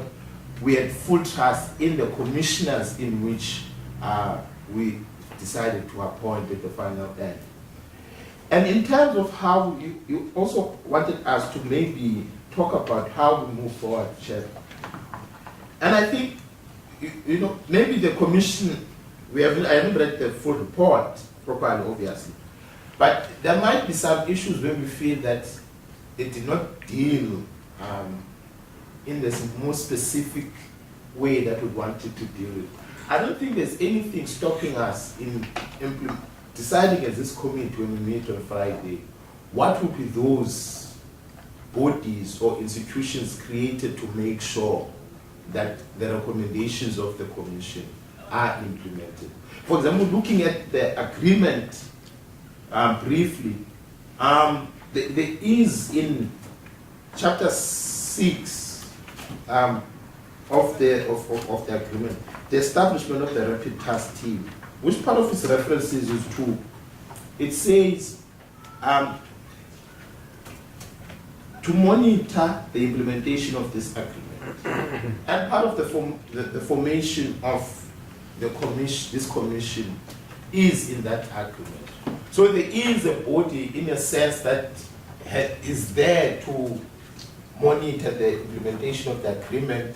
Maybe we can want them as recommendation on Tuesday when we meet again to give it more power on making sure the implementation, or we establish something.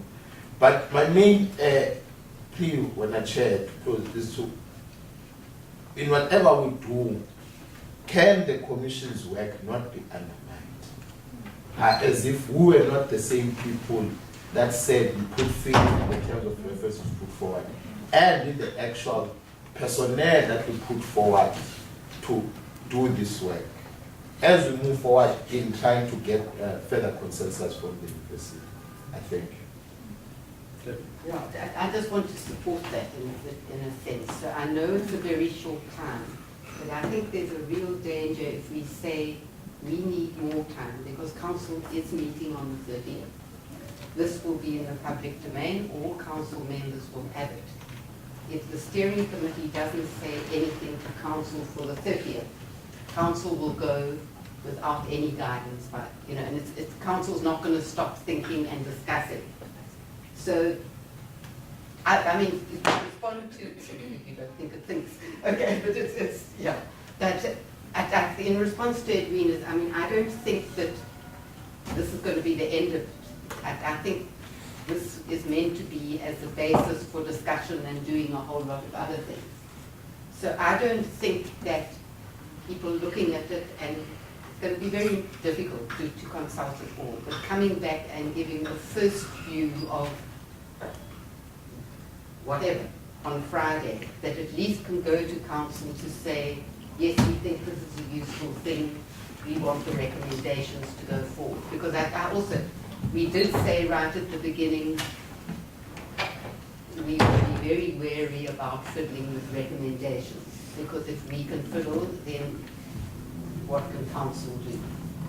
So, I don't know whether I'm being coherent. I'm saying that I think it is useful, after at least this group has read it, to come together on Friday and say, is there anything desperate that makes us want to say to council, for God's sake, don't go ahead with this?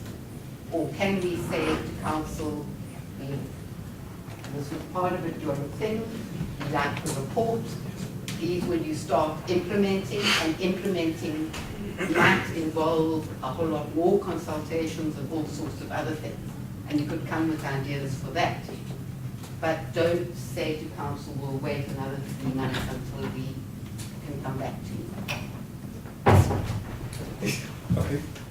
Well, I'm a bit puzzled. There's 12 days between now and the council meeting, and yet in practice, as Edwina or somebody pointed out, effectively we've got 2 days to consult our constituencies, because Thursday is a public holiday and Friday is probably a lot of people are taking off. I fail to understand why more of those 12 days couldn't pass before the steering committee meets, i.e. why can't the steering committee meet sometime next week? Because council has to get its papers a Oh. week before. If you want people to read the papers, then it helps if they get it before. So we could be shooting ourselves in the foot if we say we'll get it to people the day before or 2 days before. So might I suggest, sorry, if I may, Chair, you know, there's a balance. I think if you're asking us to consult our constituencies very rapidly, you should ask council to read their papers a bit faster.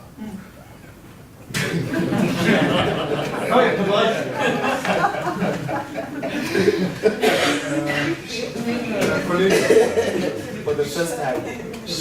Colleagues, unfortunately the commissioners have to leave because they are transport here. I restate my expression of gratitude for the work done. And I do want to advise everyone that their assignment ends at this point. In telling them, we really, and introducing them, we really would like to restate our appreciation and thank you very much. Do you want to say it? Thank you very much. Thank you.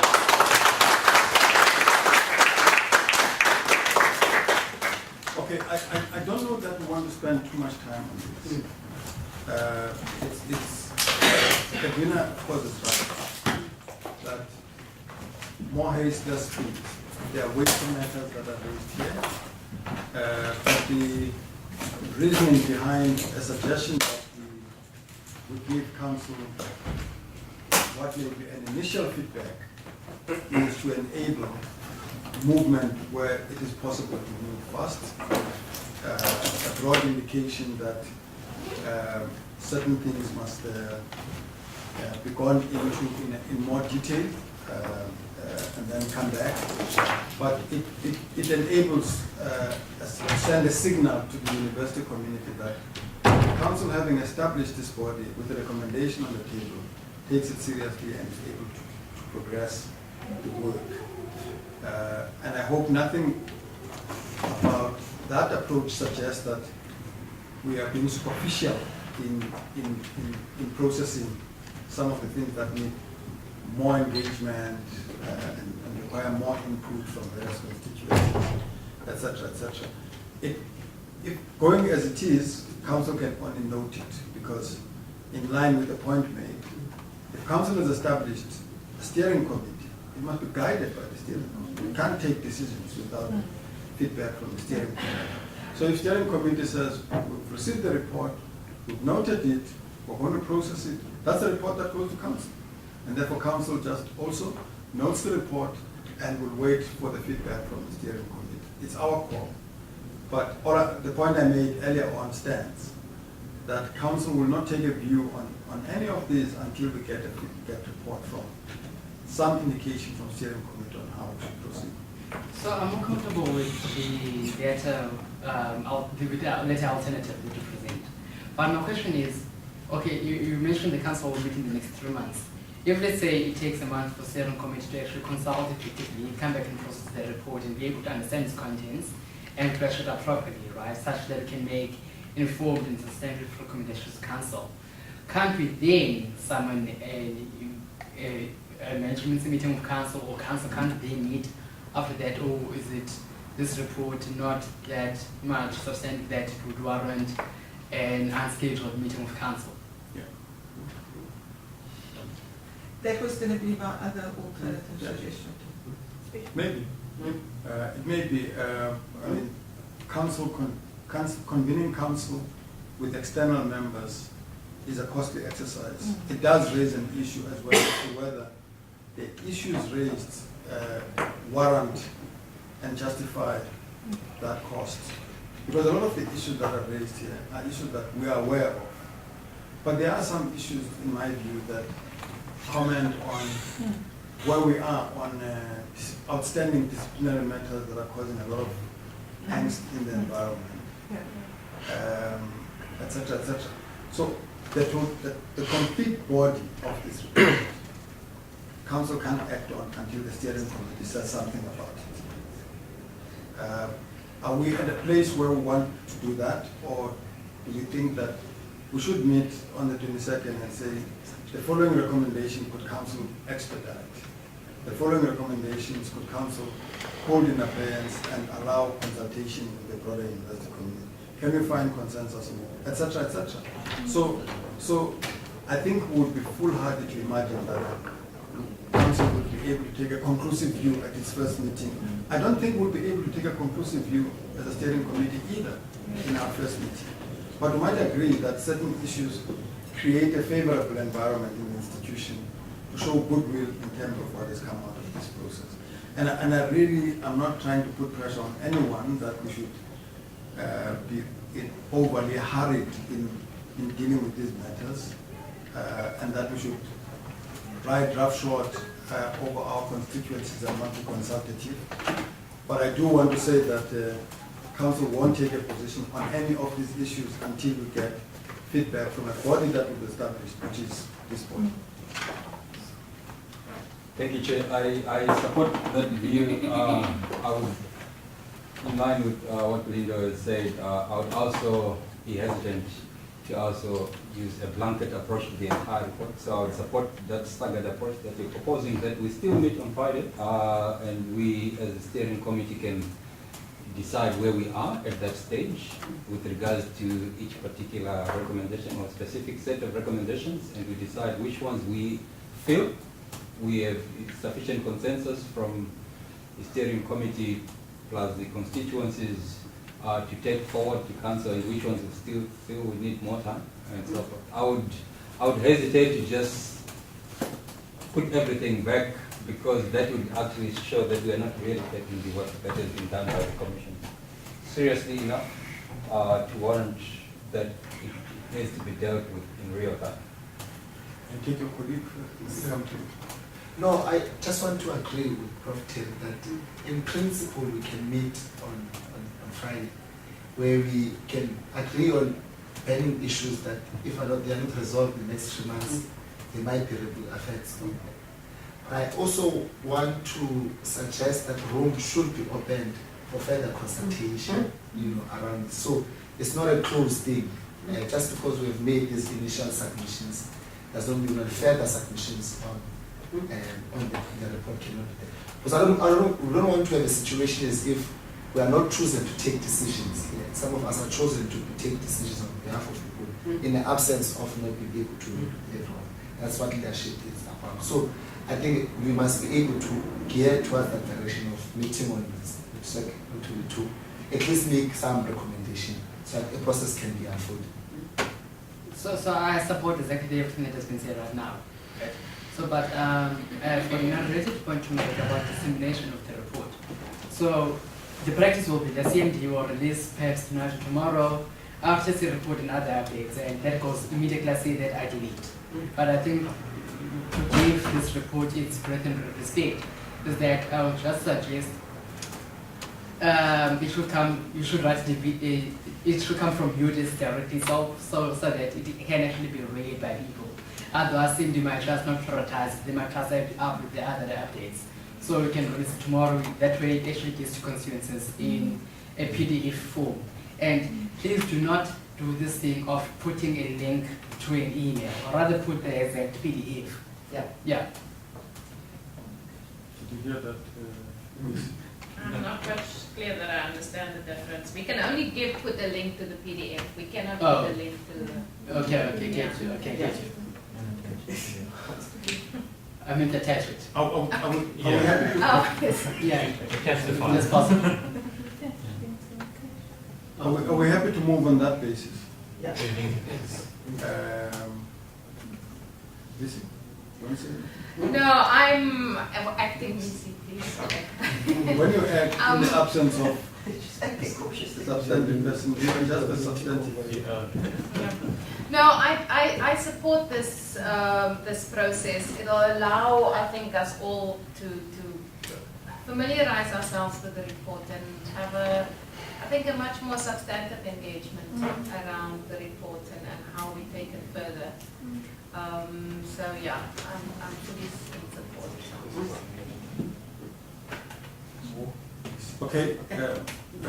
One last thing. So I know that there's a lot of student apathy, right? And students actually need to be activated in order to make submissions.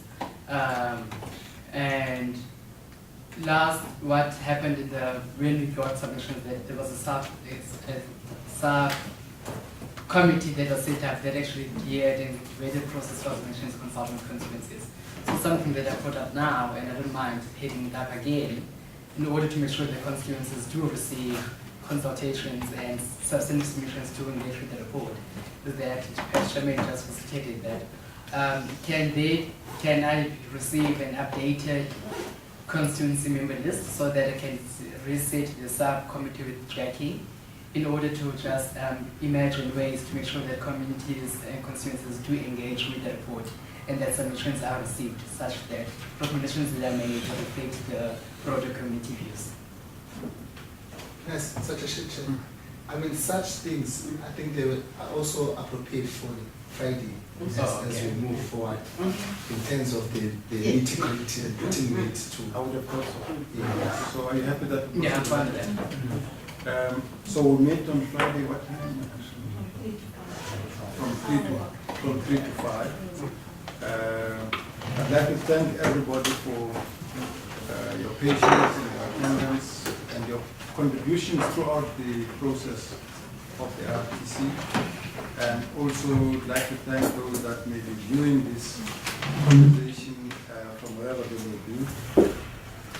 Everybody's input is urged so that we take advantage of the report we have before us to direct the affairs of the institution out of the difficult times that we went through and help reposition this great institution. So with those few words, looking forward to seeing you on Friday. Thank you very much. There was an issue raised, by the way, about live streaming. What's happening on Friday? We could live stream if required, but the cost is much higher than video recording. We are able to video record, and by hopefully tomorrow it should be online. It should be on site. That's acceptable to members. Are we happy to do that? Yeah. Okay. Thank you very much.